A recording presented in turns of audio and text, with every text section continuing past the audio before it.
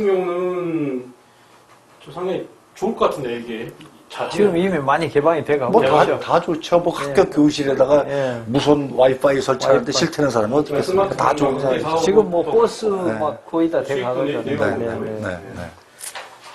그 사업이 좋은 거는 좋은 건데 근데 이제 그런 것들이 수익성이 그전에 싹 발표했던 것들은 이제 집합시켜가지고 뭐 새로 한다. 이제 그런 내용이라는 거죠. 재탕이다. 월드 딜이라는 얘기입니다. 그렇습니다. 자, 그러면 뉴딜 펀드에 투자가 예상되는 사업들은 민간 사업자들이 이걸 하려다가 안 한 것들이 이제 많이 있네요, 보니까. 수익이 적으니까. 그러면은 정부가 이제 뉴딜 펀드를 조성해서 예산 낭비만 초래한다는 얘기도 지금 많이 들리는 것 같고, 그죠? 그리고 이제 그런 비판들이 나오고 있고, 여기에서 이제 새로운 뉴딜이라고는 없는 거고, 그냥 옛날 재탕, 3탕에 대해서 뭐 하고 있다. 그런 얘기가 지금 나오고 있는데, 이 점에 대해서는 지금 어떻게 생각을 하고 계세요? 그러니까 지금 아까 이제 그 정 회장님께서 말씀하셨던 그런 사업들은 지금이라도 할 수 있는 부분들이 상당히 많아요. BTL 사업이나 우리 지난번에 뭐 최소 수익률 보장 제도나 이런 거를 할 수 있는데 여기가 많이 했죠.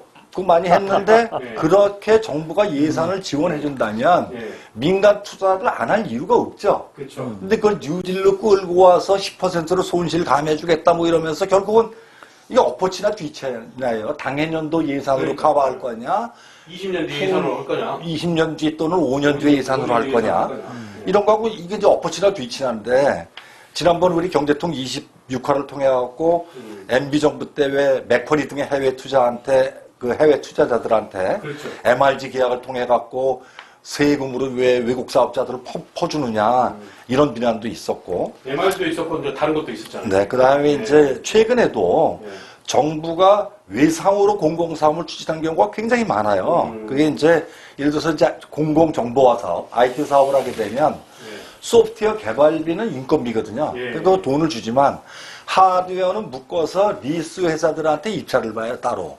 대개 그럼 5년 입찰을 봅니다. 그러면 당해년도에 나가야 될 돈을 리스 회사한테 금리를 포함해서 5년 동안 분할 상환하는 방식이 되는 거죠.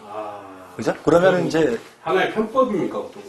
그건 전 이제 조금 이따 말씀드리겠지만 꼼수라고 저는 표현을 하는데 만약에 이거는 이런 사업들은 민간 사업자들이 수익을 정부에서 예산 지원해서 수익률을 보장해 준다면 안 할 이유가 없겠죠. 그렇죠. 지금부터 수익이 안 나니까 이러는 거예요.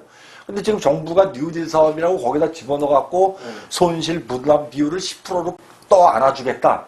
그럼 그 얘기는 엎어치나 뒤치라고 말씀드리는 게 앞에서 예산 지원을 여태까지 예산 지원 못했던 부분을 예산을 지원을 해서 수익성을 억지로라도 만들어 주겠다는 얘기하고 똑같은 겁니다.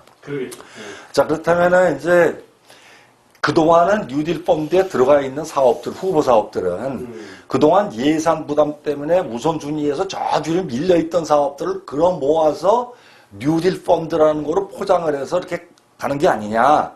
이렇게 이제 그런 비난을 받을 수가 있다고 봅니다. 지난 6일날 이제 기획재정부가 국회에 제출한 자료를 보면 BTL 사업이라는 게 있지 않습니까?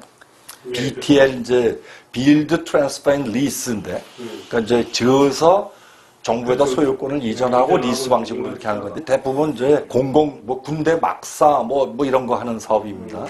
근데 이런 사업이 벌써 지금 진행된 게 2029년까지 지급해야 될 총 금액이 16조 한 5천억 정도 돼요.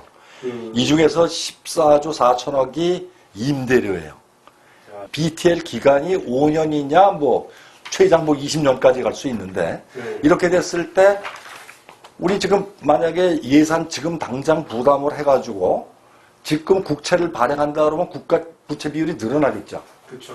그런데 이거를 아까 MRG 방식이나 민간 투자 방식이나 이런 BTL 방식으로 하면은 20년 동안 당장의 국가 채무는 늘어나지 않지만 향후 국가 재정에 엄청난 부담을 주는 그런 사업이 되는 거겠죠. 그러니까 이제 지금 국가 채무를 계산할 때 현재 국가 회계에는 예산에는 국채를 발행해도 괜찮죠. 미래에 들어갈 거니까. 그러니까 결국은 부채를 이렇게 미래 부채지 지금 당장에 국가 채무는 안 들어가지만 이게 이제 쌓이다 보면 엄청난 누적이 될 거 아니에요? 그렇습니다. 그렇죠. 네. 그러니까 이제 그게 현재의 부채를 네. 미래의 부채로 떠넘기는 꼼수라고 저는 표현을 하는 거죠. 아, 꼼수. 네. 꼼수다. 네. 자, 그럼 대표님 꼼수 하셨어요. 네. 이게 꼼수가 될 수밖에 없는 이유가 어떤 이유가 있을까요? 우리가 하루에 10,000원씩을 쓴다고 합시다. 10,000원씩.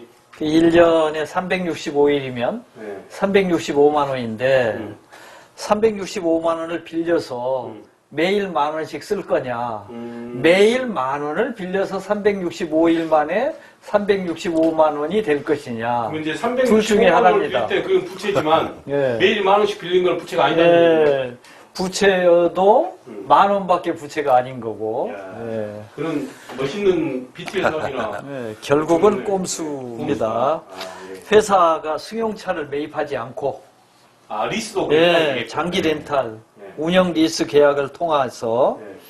현재 승용차 소유권은 렌탈 회사가 보유하고 있고 장부에는 내 차가 아니죠. 물론 그렇죠. 내가 빚도 없습니다. 사용료만 주는 걸로. 그러나 차는 내가 씁니다. 네. 예. 이런 계약을 통하게 되면 네. 부채 비율을 악화시키지 않고 부채 비율이 모든 회사 평가 기준이기 때문에 고정 자산을 구입해서 활용할 수 있습니다. 뭐 대부분의 대기업들이 많이 사용하고 있고 대기업들. 정부도 뭐 네. 당장에 눈에 보이는 빚이 커 보이는 안 되니까. 네. 그거 안 사고 그냥 빌려갖고. 예.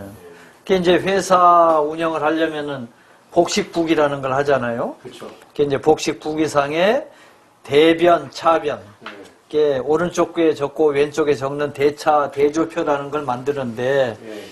대차 대조표의 왼쪽에는 재산을 적고 오른쪽에는 그 재산이 만들어지게 된 빚과 자기 돈을 적게 돼 있습니다. 네. 그럼 이제 내가 200의 재산이 있다. 네. 그러면 빚으로 100을 채웠고 내 돈으로 100을 채웠다고 그럽시다. 네. 그런 경우에 내가 새로 기계를 하나 삽니다. 50만큼. 네. 그러면 이제 재산이 150, 아까 200의 재산에서 50이 더해져서 250이 되겠죠. 그러겠죠. 네. 그 다음에 빚도 빚을 내서 50 빚을 냈으니까 150이 되겠죠. 그러면은 자산분지 부채가 부채 비율이 요 전에는 100에서 50이니까 50%인데 이번에는 250에서 150이니까 60%로 늘어납니다. 그러니까 부채 비율이 늘면 기업 평가가 나빠집니다. 이런 경우에 기계를 사되 리스로 사면 빚을 안 내죠. 그러겠죠. 기계는 내가 쓰죠. 네. 그러나 빚이 안 늘었기 때문에 똑같이 부채 비율은 50을 유지하고 있습니다. 따라서 이런 방법을 오프, 밸런스 시트 파이낸싱이라고 하는데 대차 대조표에서 뺐다요. 오프, 빼버리고 쓴 예, 차입이라고 부르고 있습니다. 그렇게 되고 이제 기업들이 이제 대출 심사나 기업 평가에서 이런 방식을 많이 그렇죠, 사용하잖아요. 그렇죠. 예, 대부분이 뭐. 그럼 정부도 이제 이런 회계상의 꼼수를 지금 뭐 저기 뭡니까 그 저기 미국에 있는 신용평가 기관들 때문에 네, 이런 네. 꼼수를 쓴다 그런 내용인가요? 그렇죠. 이제 우리가 보면 네. 이게 뭐 어떻게 보면 이게 분식회계냐 아니냐 뭐 애매해요. 사실 이제 운영 리스나 렌탈을 부채로 계상하지 않는 게 잘못된 건 아닙니다. 네. 근데 그게 만약에 이제 금융 리스라고 판단이 된다면 예를 들어서 뭐 여러 가지 조건이 있습니다만 5년 이후에 소유권이 넘어온다. 이런 가정에 들어가면 부채로 무조건 기업회 기준에서 달게 그렇게 이제 강요를 하고 있습니다. 이런 것도 상당히 국가가 그럼 노비를 하겠네. S&P나 뭐 쪽에 스탠더드 포어스나 뭐 저기 뭐 하는데. 그렇게 할 이유는 없죠. 없어요? 그렇게 왜 그러냐면 그쪽에서는 우리 국가 부채, 국가 국채 발행한 금액 가지고 국가의 재정 평가를 하니까. 그 건전하게 그것만 평가하는구나. 네. 그러니까 이제 우리 이제 IMF나 OECD 뭐 조금 전에 말씀하셨던 S&P나 무디스나 피치, IBCA 뭐 이런 신용평가 기관들이 전부 이제 부채를 가지고 국가의 이제 재정 상태가 국가 신용 평가를 하죠. 상당히 우리나라 그럼 잘하고 있네요. 그런 것들은 빠져나가. 그게 뭐 잘하는 다른 건지 나라도 다른 나라도 하죠 물론. 예. 근데 이게 하는 거 있는 거 국가 신용 평가가 예. 중요한 거는 이게 금리 결정에 굉장히 중요한 역할을 해요. 부채도가 높으면은 신규 국채를 발행할 때 이제 금리가 올라가는 거죠.